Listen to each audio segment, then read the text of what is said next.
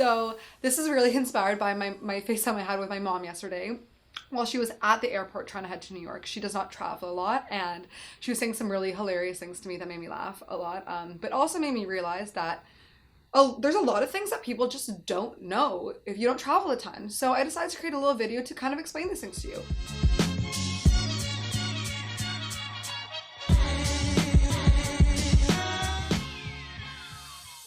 So the first recommendation I would have is check in on your phone before your flight. So 24 hours before you head onto the plane, you can actually check in via your cell phone or online, and you can actually send yourself your boarding pass to keep on your cell phone. If you have an iPhone, you can just put it right to Apple Wallet, and it's like close to your flight, it actually just stays up on your home screen. So every time you need it, you just swipe it and you're able to scan it and everything. So some flights, especially around Europe for smaller airplanes, you actually have to check in on your phone. If you don't, it's going to cost you like $50 or something like that to check in the counter. So even if that's not the case, I highly recommend doing it because it will save you a lot of time. Another tip I have is arrive early for your flights. So this is something you might be saying, oh, like I know that, yeah, but that's something my mom didn't realize. She knew you had to go early, but she didn't realize that different places required different times. So obviously if you're going somewhere in your own country, it's a lot less time. Make sure you fact check the exact time because different places are different. So I think in Canada, you only have to arrive like an hour and a half before your flight. If you're going international, about 2 hours before your flight to 2.5 if you want to be really safe. And if you're flying to the States, especially from Canada, probably from anywhere, I would think, you have to go about 3 hours earlier because of all of the extra safety and security matters that they have for obvious reasons. So I know especially if you're Canadian going to the States, even if it's somewhere like New York, arrive 3 hours early because there is times where I've almost not made it.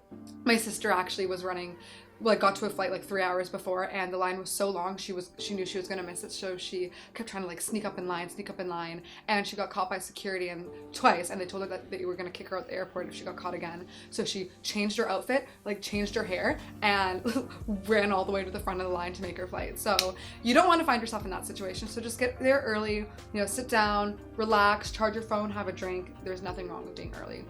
Another tip I have is try to bring only carry-ons if possible. It will save you a ton of time to not check your bags. And if your girl could survive 3 months in Europe with only one single carry-on, you can do it for your all-inclusive to Punta Cana. Trust me, it will save you so much time, so much energy, often money, especially if you're flying budget airlines. A lot of times it costs you extra money to check your bags, which you don't realize. Always fact check that online as well, because certain flights even say that they're going to charge you for your carry-ons if it's really a budget airline. Ryanair. So check that out.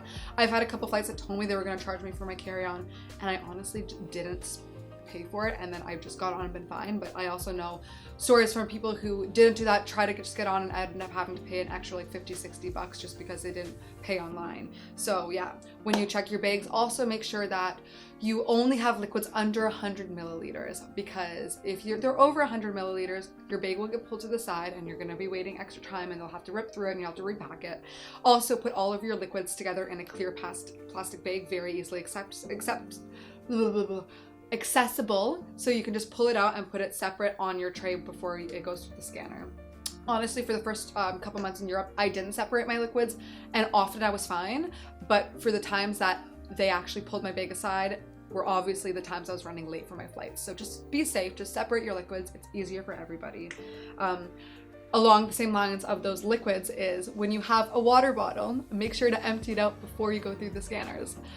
I know this, and I still do it like half of the time. I end up having a full water bottle, and a lot of certain airports actually won't allow you to just dump it out. You actually have to go all the way outside of the airport to dump it out. So just do that. The amount of times my sister and I have both had full water bottles, and there's like 6 people till the security, and we're just standing there chugging the water bottle, and we're hurled over because we're gonna throw up from all the water we've consumed.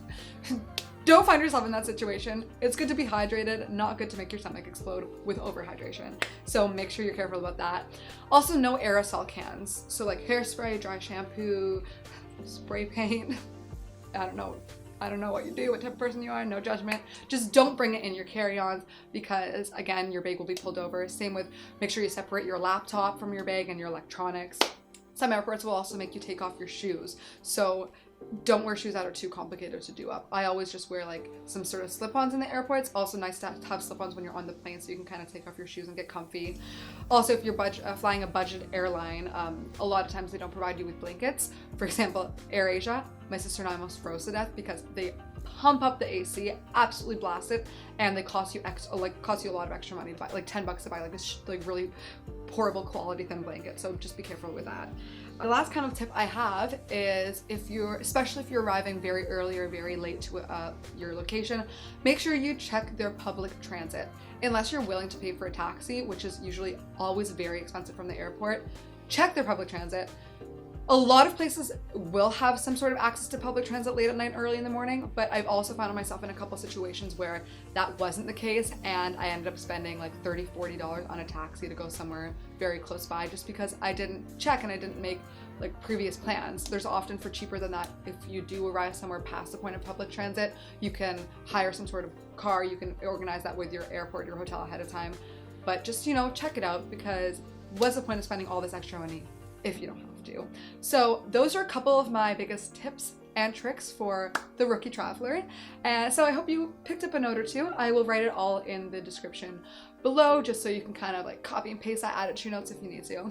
Anyways, enjoy your travels. You're up to a cool trip soon. I'm very excited for you and jealous. So just take in every moment, and start planning your next one. Have a great rest of your day, and I'll talk to you guys soon. Bye.